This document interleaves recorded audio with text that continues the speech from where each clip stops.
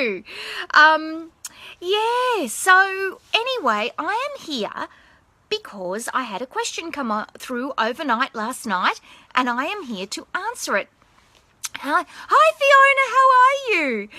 And it's a really, really sad question, because it's a question about finding out that someone isn't who you thought they were. And basically, I'm going to read you the question. It's very short, and it's really asking for guidance. So I haven't got a lot to go on, so I'm just going to speak generally about the question, and I'm just going to speak generally about what I've experienced in my world in counselling when people have come to me with this particular problem. So I don't know what to do with my partner. We have been together for almost 15 years and have 2 children. He has always been very distant, and a couple of months ago he came out to me as bisexual. Ever since then, he has been constantly putting ads on Craigslist for sex and sending texts to guys for sex, but says he's not doing anything wrong. I feel so hurt and tired. I just don't know what to do anymore. I bet you are feeling hurt and tired, because this is not the person you thought you'd started your relationship with. And that's what's so hard about when somebody is finally honest with you. Because what you mention is that your husband has always been distant, and so it's almost as if, looking back, you're now thinking, well, I could tell there was something not right and I never knew what it was, and now I do know what it is. And it's like he's been pretending to be something he's not. And on top of that, you have children, which makes life very complicated. It's not easy to walk away when you have children. You have to perhaps keep on a best face around children, things like that. Very, very hard, and certainly not the sort of thing you can even, hi Magic, how are you? Certainly not the sort of thing that you can talk to your children about, even as to why there's problems at home. Very difficult to explain. You don't say here how old your children are, but a very, very difficult situation indeed to be in. And my heart absolutely goes out to you. So what would I say to you? Well, the problem is with something like this is it comes out of the blue. Maybe, as you've given me an indication here, you knew something was there, but you certainly don't think that it's someone's sexuality. Sex is such a fundamental part of a relationship, and one of my favourite sayings is, sex is the glue that holds us together. And so to have that part of your relationship be the part of your relationship that is dishonest is just soul destroying and heartbreaking, because you feel like you've fallen in love with someone and you don't even know who they are. Then there's the thinking about, well, especially his behaviour now, has this been going on behind your back? Hi Amy, how are you? Has this been going on behind your back for a long time? And maybe it has, maybe it hasn't, and that's part of the destruction of trust. One of the questions that I have, that I've noticed women 100% of the time when this happens, that they are in a relationship and find that their partner's sexuality is not what they thought it was, they will ask their partner what their partner was thinking about when they had sex with them, because of course, your partner's saying he's bisexual, but it's interesting that he is approaching men for sex. And sometimes what can happen is there's, hi Amanda, how are you? Sometimes what can happen is there is a further dishonesty. I mean, he has said he's bisexual, but if he has struggled to come out as being gay, he may have used the word bisexual as a way to try and save you. I'm not quite sure what's going on here, because you're saying that he is approaching guys for sex. What's that about? And so for you, this question of what were you thinking about when you were having sex with me is often a very, a question that really comes front of mind for women who are in this sort of situation. And the worst part is when you ask your partner and he's evasive or says something like, I wasn't really thinking about anything, then it feels like it's a further betrayal of your trust, because you've asked him, you've said, well, you've stepped into the relationship now, you've told me what's really going on. You know, I feel like I have a right to know when we were intimate what was happening for you, because what I thought was happening maybe wasn't what was happening after all. And then when there's that holding back, that can be really, really difficult to cope with.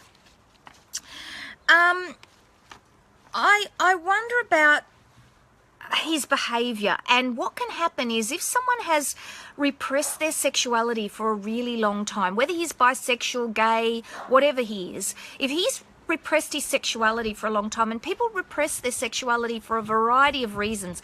I mean, if you think about, you've been together for 15 years, you think about where we were at 15 years ago in terms of people being able to be honest about their sexuality, there really wasn't a lot of support. So,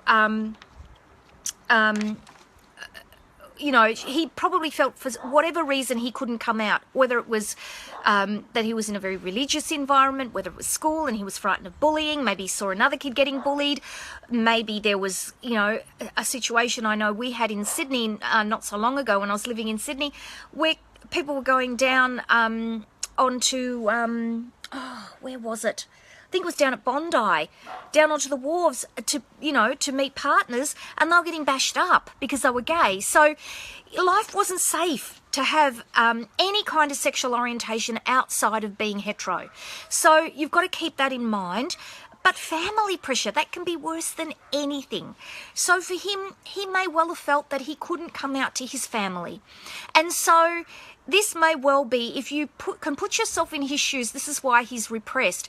And of course, if you choose the life of being within your own sexuality that doesn't sit within that hetero, acceptable social profile that we've put up, and I mean, even now in Australia, we're still arguing about what it means to get married. It was, particularly 15 years ago, that it was unheard of that you could form a union with someone even of the same sex and that it would be considered that you could have a child. I mean, immediately there was this major extrapolation that would mean then that you were a pedophile. I mean, there just wasn't that understanding that just because a person is sexually orientated towards the same adult sexual partner of the same sex, that means that they just have a sexual orientation that is different, but it doesn't necessarily mean to say that he's toxic or dysfunctional. Hi, Tracy, how are you? Lovely to see you, darling. And so, you know, he would have had that thought in his head of, well, I'm not going to be able to have a family and I really want to have children. And so all of those things would have been going on in his head. And I don't know how young you were when you got married, but if you're very young, you've got all those pressures of mum saying, oh, I'm going to have grandchildren, and all that stuff going on that causes him to repress. Now, if you repress something that is fundamentally part of you, what happens when you finally feel safe to let it out? And something's happened that's made him feel safe that he could tell you. Or he's got to a point where he just couldn't hold on to the secret anymore. Something's happened that's triggered him and he just couldn't hold on to that secret anymore. And so what can happen is you start to, you act out, because you think about what we were like when we were teenagers. I mean, some of us rooted everything that could walk. I mean, you know, we were sick, we were hypersexualized, whatever that looks like. And so he would have, if he'd gone into hypersexuality, it would have been a very different picture for him than perhaps what it might have been for you or for any of us that are hetero. So the sexuality gets repressed. So when the person does feel safe enough to come out, sometimes inclinations develop later as well, and people want to be experimental. Yes, and that can come because a person perhaps is not being fulfilled in their primary sexual relationship with their primary partner. And so basically they start looking for a thrill, and they mistake physical sexual gratification with emotional sexual gratification. So my belief is, now look, I could be wrong, but my belief is they're looking for an emotional sexual gratification, because you can have very vanilla sex and be sexually gratified if you have a connection with your partner. And so they start seeking a thrill in order to try and fill up or replace what's going on inside them. Having said all of that, I really believe that people are born with their sexual orientation. I don't believe that someone would go out experimenting with a same-sex partner unless there is an inclination within them that that's okay for them, and maybe they have misidentified their sexual orientation and repressed part of themselves. But I don't believe that if someone is within their truth and integrity of their sexual orientation, that they would then decide that they have a different sexual orientation and go out and experiment. I don't believe that that happens. I could be wrong. That's my thoughts on it. And maybe, you've met people who have a different experience. But my sense of it is that if somebody feels they want to go out and experiment, then they've been repressing part of themselves. That because people or they go out and experiment within their sexual orientation, if that makes sense. So if they change sexual orientation, that's about repression. It's not necessarily about suddenly becoming a different sexual orientation, I don't believe. So for him, this coming out is a regression back into his teenage stage, is I guess what I'm sort of taking a long way to answer. So he's repressed being hypersexual when he was a teenager because for him to be hypersexual was just so forbidden. So suddenly he's allowed himself to be sexual, and so he's doing like a catch-up. So this would explain why he's seeking out partners somehow. It's like he's catching up for a whole lot of missed out time. Now, the problem is, in doing that, he's not in reality, because the reality is whether you are formally married or it's just your partner or whatever, you formed an agreement when you first got together. Everybody does. A lot of people make a presumption about the sexuality or the commitment in their relationship. You don't sit down and say, well, the agreement is we're not going to muck around behind each other's back. Most people kind of get together and that's just the assumption. But the agreement is there, spoken, unconscious, unspoken, whatever it is. Our society in particular has agreements. And if you think about even relationships that are open, relationships that are polyamorous, however, relationships where there's multiple partners, men who have more wives. I mean, there's so many different combinations of relationships, but there are rules.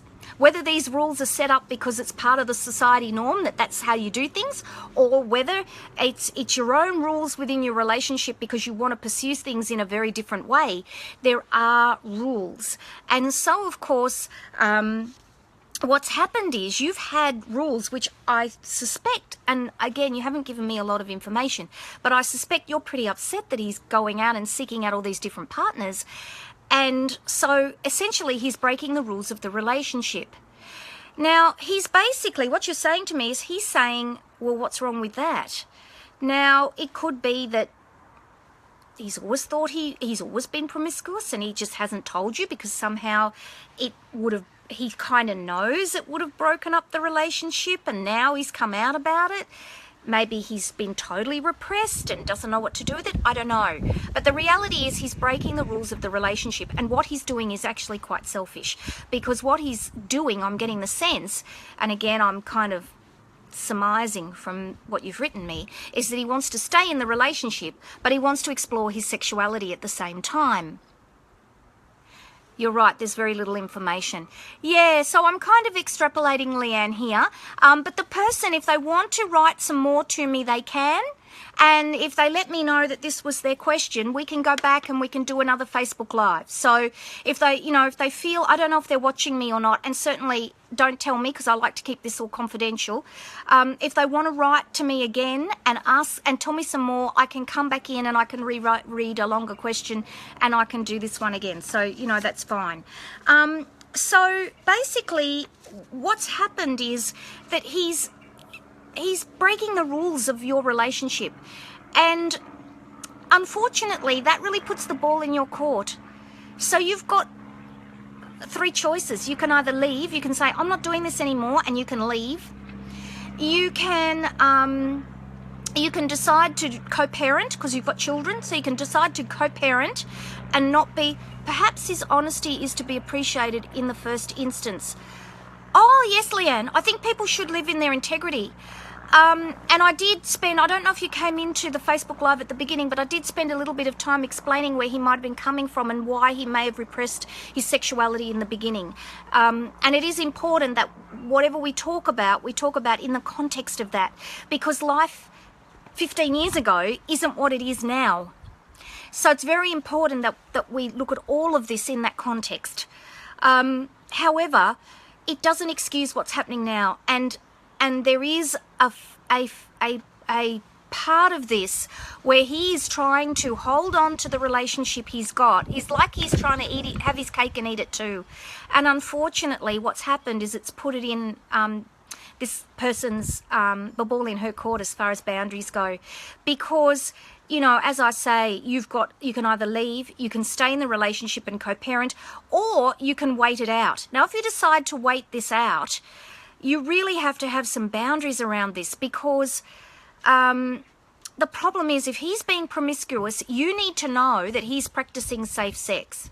Very important, because every single time he goes out and he compromises himself with someone else, if he's not having safe sex, and he comes back to you, he is basically, you're sleeping with him and the person he last slept with, because there's a risk you'll contract an STD. And what a lot of people don't realise is a condom will not save you from herpes. It absolutely will not. And prostitutes learn how to look for the active herpes virus. That gives them at least some protection. But some of the strains of herpes can even be passed on even if it's not active. So they run a risk all the time that they will catch it.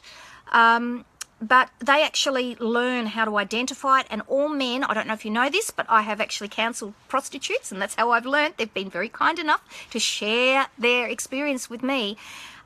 Is that every guy, before he goes in, has to have a shower, number one.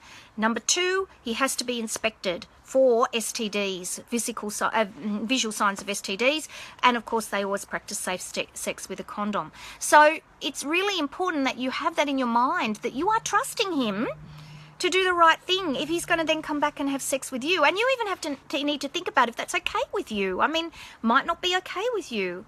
So, you know, you really need to think about your boundaries around this. What is okay for you? And you need to stick to them, because this is about self-care. You have had your emotions absolutely rocked to the absolute core here.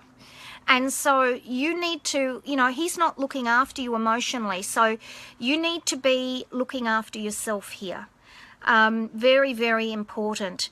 There are children involved. So it's very important that you are mindful of the fact that they're caught up in this. And when parents do, you know, when parents split up, it's very disempowering to them. So it's very important that as much of their environment is kept the same as you possibly can. Very, very important. So be really considering them as much as you can. I think because the person has mentioned Craigslist, I think that they're in America. And so I'm not sure who you would reach out to in America for help, but I know in Australia there are agencies, referral agencies, that will put you in touch with government agencies in your area that are able to help you with your relationship. So it's very important that you reach out to those. And there should be some helplines that you can find, that you can ring up. I know in Australia it's 131114 for Lifeline. Don't ring at the prime time in the evening. Try and ring through the day, and there will be someone there who can give you a referral to an appropriate agency who can help you in terms of support for what you're going through. Reach out to family and friends, very important. Magic Barclay, make sure you know safe sex means oral too. Look for free publication at Red that Victoria. Oh yes, absolutely, Magic. I forgot about that. Thank you so much. Oral sex as well, and I know herpes can be spread. Oral herpes can be spread and become genital. Like it doesn't become genital herpes, but it manifests itself on genitals if you have oral sex with someone who has a cold sore. So you need to be really, really, really careful. Reach out for help and get some advice, get some support for yourself. Reach out to family or friends who you know you can trust with this information, to get some support, because it's so isolating, this sort of thing, so isolating and so upsetting, because he's not the person that you thought he was. You really need to make sure that you're clear on your boundaries, and you don't excuse the breaking of the boundaries in the relationship for the fact that he's told you that he's bisexual. That's really important, because we can confuse the information we've received that's really emotional, or the fact that someone's going through a difficult time, with them maybe not handling our heart with care. And I just don't believe that he's being fair at the moment. I mean, it's not clear whether you're catching him out, whether you've caught him out, or whether you know he's doing this and you are sneakily watching him and he doesn't know, or whether, I'm not quite sure what's happening here. You've just basically said he's sending texts to guys for sex and looking on Craigslist and says he's not doing anything wrong. I mean, that gives me the feeling it's happening out in the open. Very, very difficult with children involved.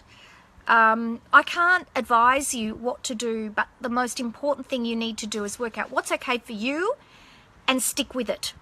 Really stick with it and say, you know what, I'm hurt, I'm devastated, but I can't go on with the relationship like this. And the grief you will be feeling is the same as the grief of having lost somebody if they've died, because the person you thought you knew is essentially not there anymore.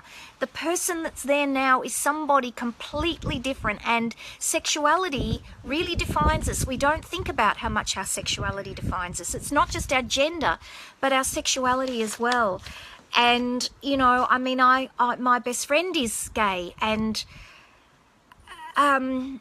because he's gay, it enables us to have the most amazing friendship, because he's openly gay, he's clearly gay, he has very clear boundaries. He set those up right at the beginning when we had our friendship.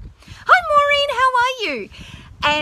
And so it means that my partner doesn't think, when he sends me messages through the day of flowers in his garden and things like that, that he's coming on to me. He realizes that it truly is, I want you to see this particular flower in my garden.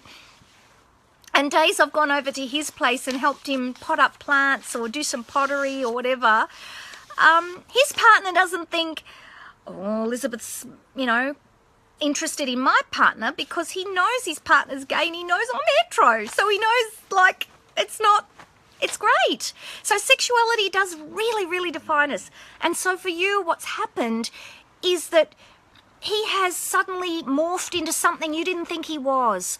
So if you can think about your grief like that, and the worst part about it is it's actually worse than someone dying, because when someone dies, you can grieve who they were and they're gone. But he's still there. Worst thing is, I imagine you're still in the same house. So you're seeing someone and looking at them and thinking, did I ever really know who you even were? I mean, the thought of it is just, it's absolutely devastating. And there's that part of me that has, absolute rage on your behalf that this is happening to you, and feels so devastated that this is happening to you. And the other half of me feels real compassion for him, because I wonder what was going on for him that made it so impossible for him to live in his integrity, and how long he has held that secret and repressed a whole part of himself that is coming forward now. And by what you're talking about, I'm not so sure that it's bisexual. If he's approaching men, I don't know what that's all about, because to me, if someone's bisexual, then they're sexual with both, like they feel equally attracted to both sexes, but that doesn't necessarily mean that they feel the need to go off and do something about it, I guess. So whereas men who are gay tend to, when they come out, that's exactly how they feel. They feel they want to go out and do something about it. So yeah, I I really feel for you, and I wonder if, because there's been something missing in your relationship, you've never ever really been able to find that true connection. So I wonder if he's feeling a great emptiness inside, and he's trying to fill that up with physical experience, and not realizing that actually what's missing is the emotional connection, not the physical experience at all. Because our sexuality, yes, it is a physical experience and pretty good, but it is as much an emotional experience. And I can't think who he is, but there was a wonderful sexual educator I listened to once, and he said, your brain is the biggest sex organ, more so than anything else. And that's got to be switched on in the right space. So we have come to the end of our question. If the person who wrote me the question would like to give me some more information, you can write to me. All you have to say is, I wrote to you, I think it was Saturday night or Sunday, about my partner telling me he's bisexual, and here's some more information, and I can certainly do another Facebook Live and I can answer some more information for you. That's fine. But I can only go with what I've been given. That's what makes it so hard. So I do hope that you're all having a wonderful Sunday. I have